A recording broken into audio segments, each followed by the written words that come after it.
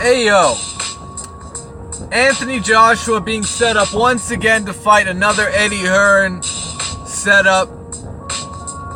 You know, another Eddie Hearn setup fight. You know it's Dillian Whyte. You know it's Dillian Whyte, man. Dillian Whyte's next for Anthony Joshua. Here's why. King's Fight News, more on this. That's right, man. News broke this morning that the WBO will be ordering an 180-day time limit for Anthony Joshua to fight their mandatory, which will either be Dillian Whyte or Jarrell Miller. It depends how the WBO,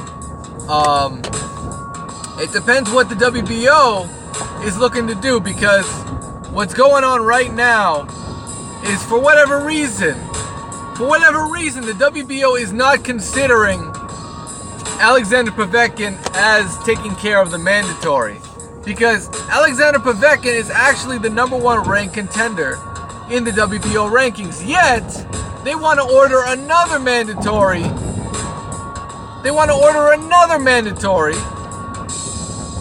After AJ fights Povetkin, which is absurd. It's absolutely absurd. You know? Did they do this to fucking Vladimir Klitschko when he was champion? Fuck no. But when it comes to Anthony Joshua, oh yeah, they're in a big rush to try and get him to fight either Dillian Whyte or Jarrell Miller.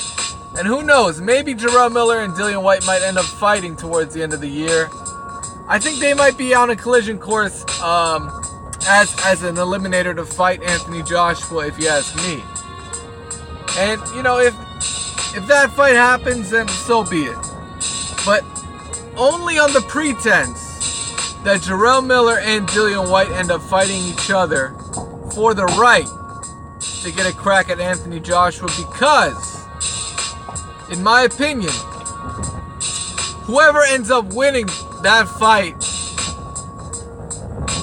has a great chance of beating Anthony Joshua.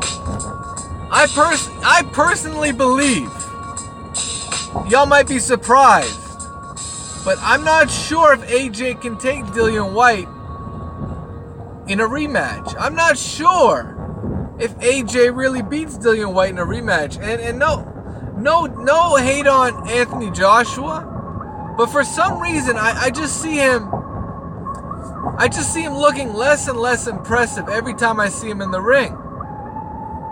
So what's going to happen when he gets in there with a young, hungry Dillian Whyte or a young, hungry Jarrell Miller? Maybe he's going to be taken into waters he hasn't been before.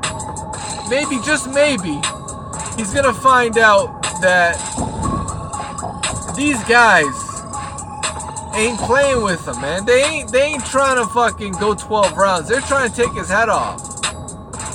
There's no more Joseph Parkers in the fucking waters right now. And if Huey Fury gets a shot, then that's going to be a whole different scenario. Because Huey Fury might be able to beat Kubrat Pulev, but I don't see him beating Anthony Joshua. I'm sorry. Huey Fury is a good fighter, great boxing ability, but I don't see him beating Anthony Joshua. That style just doesn't work against him, man. You gotta come looking for that smoke when it comes to AJ. You can't box around him. That shit just ain't gonna work. So right now, Anthony Joshua's got mandatories coming up once again, and that's not gonna allow him to fight Deontay Wilder.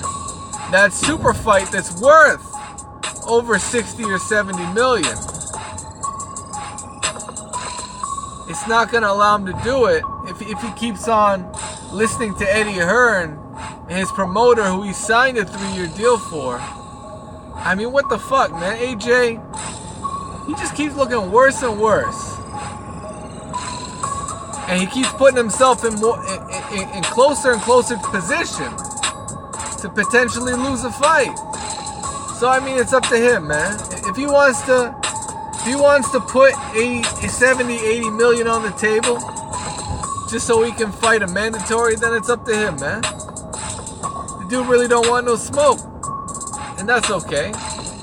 That's okay, because at the end of the day, There's going to be more hype, more publicity, more buzz surrounding Deontay Wilder versus Tyson Fury than any of these fucking AJ fights. And that's just the truth of the matter. E-King Fight News, man. Let me know what you guys think. Smash the like button, subscribe to the channel, man. You already know. You already know AJ, man. And I told you I lost respect for this dude. I told you I lost all respect for this dude. And this is another reason why. So E-King Fight News, man. That's all I gotta say. Peace.